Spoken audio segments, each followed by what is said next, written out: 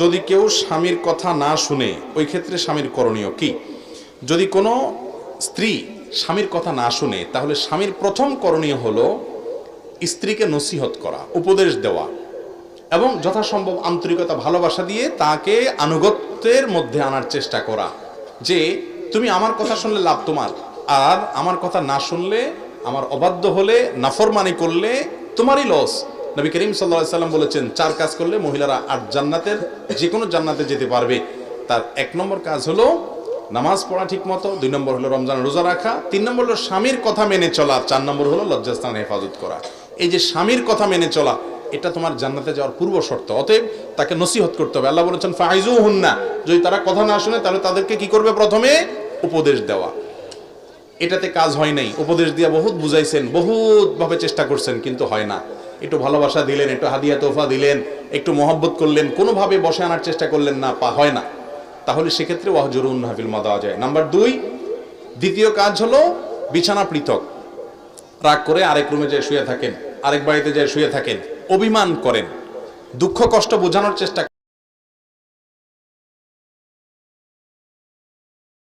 না হয়। নাম্বার 3, ফাবআসু হাকামান মিন আহলিহি ওয়া হাকামান মিন আহলিহা। ছেলে পক্ষের একজন গণ্যমান্য, মেয়ে পক্ষের একজন গণ্যমান্য বা একাধিক গণ্যমান্য মুরব্বীদেরকে নিয়ে বসান, বসায়া একটু তার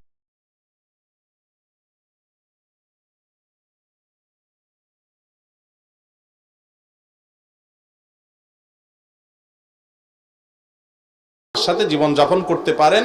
সবরের কারণে আল্লাহ তাআলা আপনাকে সওয়াব দিবেন, ধৈর্য ধারণ করলেন। কারণ আল্লাহ তাআলা নবী লূত আলাইহিস সালামের ঘরে, নূহ আলাইহিস সালামের ঘরে অমানুষ দিছেন না, দেন নাই? তারা সবর করেছেন, সেজন্য আল্লাহ রাব্বুল আলামিনের প্রশংসা পেয়েছেন। আপনি আপনার স্ত্রী অমানুষ হলে কোনোভাবে সংশোধন হয় নাই, তারপরও যদি আপনি সবর করেন আল্লাহর কাছে জান্নাত পাবেন। আর যদি মনে হয় না এই এত বেশি খারাপ যে এর খারাপের মাত্রা এরকম যে আমার সন্তান সন্ততি যা হবে সবগুলো খারাপ করবে সে, এরকম আশঙ্কা যদি তৈরি হয়, অথবা আপনি নিজেও সবর করতে পারেন না, এত উল্টাপাল্টা করে যে কখন কি ঘটে যায়, তাহলে সেক্ষেত্রে বিচ্ছেদের চিন্তা করতে পারেন।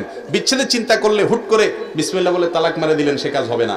বরং বিচ্ছেদের চিন্তা করলে আগে কোনো দক্ষ আলেমের কাছে, মুফতির কাছে যাবেন, ভালো কোনো দারুল ইফতা ফতোয়া বিভাগ মাদ্রাসায় যাবেন, যাই বলবেন হুজুর এই অবস্থা আমার স্ত্রীকে আমি ওই যে শরীয়ত কোরআন বর্ণিত 3টা স্টেপের সবগুলা পার করছি, নসিহত করছি, অভিমান করে দেখছি, শাসন করে দেখছি, মুরব্বীদেরকে ডেকে বসাইছি, 3টার কোনোটাতে কাজ হয় নাই, আমি 4টা ব্যবহার করতে চাই, তালাক দিতে চাই।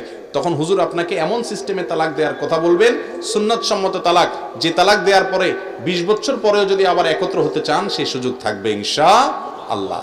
আর নিজে নিজে দিবেন, তাহলে সেক্ষেত্রে এমন সর্বনাশ হতে পারে যে এরপরে হুজুরদের পিছে পিছে ঘুরবেন আর থাকার সুযোগ পাবেন না। বিধায় স্ত্রী যদি কথা না শুনে এই স্টেপগুলো একটা একটা করে অবলম্বন করবেন। আর মনে রাখবেন নবী করিম সাল্লাল্লাহু আলাইহি সাল্লাম বলেছেন মেয়েদেরকে বাম পাজরের হাড় থেকে সৃষ্টি করা হয়েছে, অর্থাৎ মূলটা সেটা। সব মহিলা তার স্বামীর বাম পাজরের হাড় থেকে তৈরি না, এই যে বাম পাজরের হাড় থেকে মহিলাদেরকে তৈরি করা হয়েছে। এটাকে তুমি যদি বেশি সোজা করতে চাও তাহলে কিন্তু ভেঙে যাবে। অতএব এই বাঁকা টাকা রেখে এই অবস্থায় তুমি এটা থেকে উপকার হাসিল করতে হবে, অর্থাৎ এটা থেকে তোমার পারপাস সার্ভ করে নিয়ে সংসার চালিয়ে যেতে হবে। এখন অনেক পুরুষ আছে, না কেন এরকম হবে, না কেন আমার কথা শুনবে না, না এরকম হইতে হবে, এই বেশি তেড়ামি করবেন, সারা জীবন তেড়াই খাবেন আর দুনাই খেতে থাকবেন, কখনো শান্তির দেখা পাবেন না। আর যদি সবর করেন, মানুষ হওয়ার চেষ্টা করেন, তাহলে সুখ শান্তি পাবেন। নবী করিম সাল্লাল্লাহু আলাইহি সাল্লাম কত চমৎকার পলিসি শিক্ষা দিয়েছেন। আজকে ঘরে ঘরে পরকিয়া,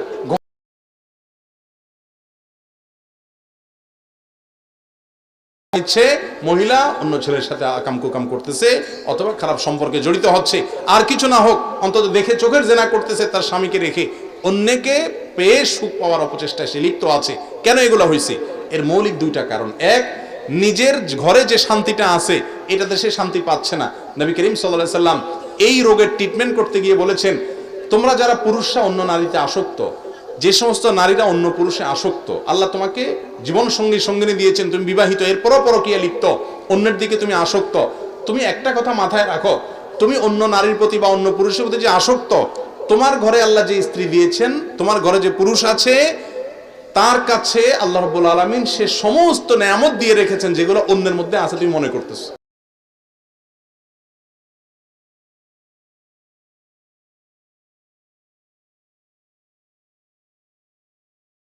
দুজনের মধ্যে কোনো পার্থক্য, যত অপশন আল্লাহ তাআলা তোমার ঘরেরটা দিয়েছে, বাহিরটা তো সেটা।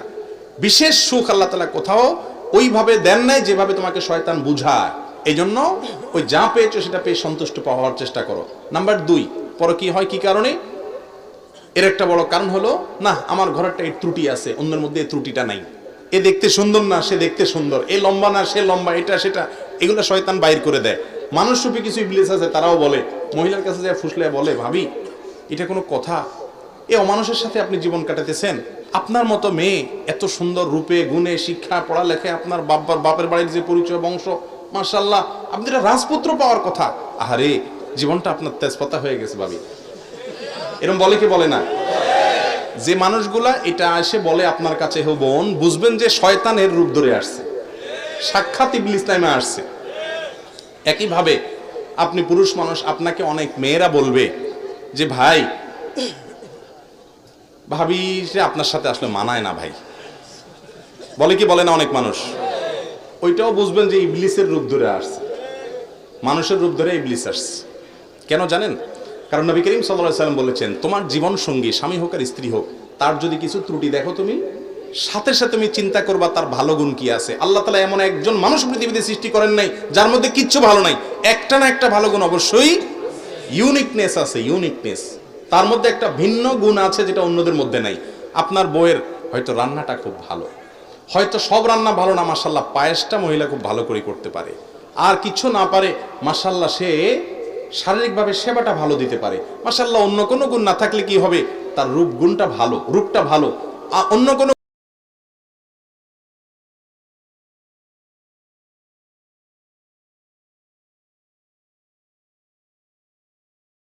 তার স্বামীর ভালো গুণটা তালাশ করে। আর ইবলিস আপনাকে শুধু খারাপ গুলা দেখাবে। যত ভালো গুলা দেখবেন, মহব্বত ভালোবাসা বাড়বে, তাকওয়া মজবুত হবে। যত খারাপ গুণ দেখবেন, তত বেশি পরকীয়ার দিকে যাবেন। পরকীয়া করে আরেকটার সাথে আকাম কুকাম করে হয়তো বিয়েও করে ফেললেন, সেটাও রেখে আবার আরেক জায়গায় দৌড় দিবেন। এই যে দেখেন না, বিভিন্ন যারা আপনাদেরকে প্রেম ভালোবাসার ট্রেনিং দেওয়ায়, তাদের 5 নম্বর বিয়ে হয়, 4 নম্বর বিয়ে হয়। এত সুখ, সুখের চোটে 4টা সংসার করা শেষ, 5 নম্বরটা এসে ধরে। আবার আমাদের মতো বেকুব আবাল পাবলিক, এদেরকে নিয়ে আবার লাফাইও আমরা, ঠিক না? দেখেন 5টা 6টা বিয়ে হয়, তার মানে কি? কয়দিন পর পর ভাঙে, মেড ইন চায়না, ঠিক না? কয়দিন পর পর ভাঙে। আপনি যদি নবী করিম সাল্লাল্লাহু আলাইহি ওয়াসাল্লামের আদর্শ অনুযায়ী চলেন, আমি সব জায়গায় বলি, ওই মুরব্বী চাচা যারা আছেন এখানে, মুরব্বীরা দেখেন যে চাচির সাথে যে কি সম্পর্ক, সুপারগুলোর মতো, আঠার মতো তাদের মহব্বত লেগে রয়েছে, ঠিক না বেঠিক? আর এখন যুবকরা, হাইরে মহব্বতের উতরানি, কত রকম উতরানি, ফেসবুকে মেসেঞ্জারে আর কত মহব্বত ভালোবাসা উজাড় করে দেওয়া, লাভ, এটা সেটা, কিন্তু 2 দিন পরে টুনটুন করে ভাঙে, ঠিক না বেঠিক? আল্লাহর আনুগত্যের বাইরে কোনো শান্তি আল্লাহ তাআলা রাখেন নাই। আল্লাহর আনুগত্যের বাইরে যারা গেছে, তাদের জীবন তেজপাতা হয়ে গেছে। অতএব আমরা সবর করবো তো ইনশাআল্লাহ।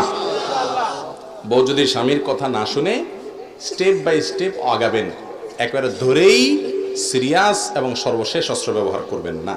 এরপরে প্রশ্ন, আমার বেতন অল্প, পরিবারের সাথে থাকলে আমার ঋণ করে চলতে হয়, এক্ষেত্রে আমার কি করা উচিত? আমার বিয়ে করা বউ বাচ্চাও আছে। দেখুন ভাই, উপার্জন কম থাকলে আমাদের জীবনে একটা বড় সমস্যা হলো যে আমরা অনেকে ঋণগ্রস্ত হয়ে পড়ি। দেখুন ভাইরা, আল্লাহ তাআলা আমাকে যতটুকু সামর্থ্য দিয়েছেন, ওই সামর্থ্যের মধ্যে আমি সুখ খোঁজার চেষ্টা করব, যতটুকু দিয়েছেন ততটুকু। সেখান থেকে যদি আপনি আরো বেশি চান, তাহলে আপনি ঋণ নিতেই থাকবেন, কখনো চাহিদা শেষ হবে। ডাল আর ভাত খান, ওর মধ্যে শান্তি পাওয়ার চেষ্টা করেন। আল্লাহ তাআলা আমাকে এটুকু দিয়েছেন। আফ্রিকায় বহু মানুষ থাকে যারা এই ডাল ভাতটাও জোগাড় করতে পারে না, তাদের চাইতে আল্লাহ আমাকে 1000 গুণ ভালো রেখেছেন। আর ইমানদারের ভোগের জায়গা তো দুনিয়া না, ভোগের জায়গা কোথায়? আখিরাতে।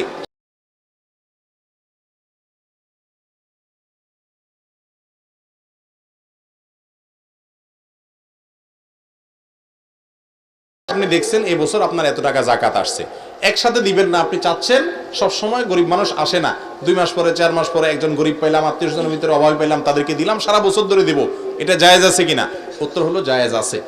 তবে এটার জন্য নিয়ম হলো, আপনার যাকাত আসছে কথার কথা সব মিলিয়ে 50,000 টাকা, একটা ডায়েরিতে আপনি লেখেন আমার এত বছরে এই বছরে জাকাতের টাকা 50,000 আসছে, সেখান থেকে আজকে আমি 2,000 দিলাম, কালকে 5,000 দিলাম, 2 মাস পরে 3,000 দিলাম, এভাবে মাইনাস করতে থাকেন এবং পরিবারের লোকদেরকে জানায় রাখেন যে আমার জাকাতের টাকা এত আসছে, এই ডায়েরিতে লেখা আছে হালনাগাদ, এত বাকি, এত দেওয়া হয়েছে, যাতে করে আমার মৃত্যু হয়ে গেলে সাথে সাথে তোমরা বাকি টাকাটা পরিশোধ করতে পারো, গরিবদের জন্য হক পৌঁছে দিতে পারো।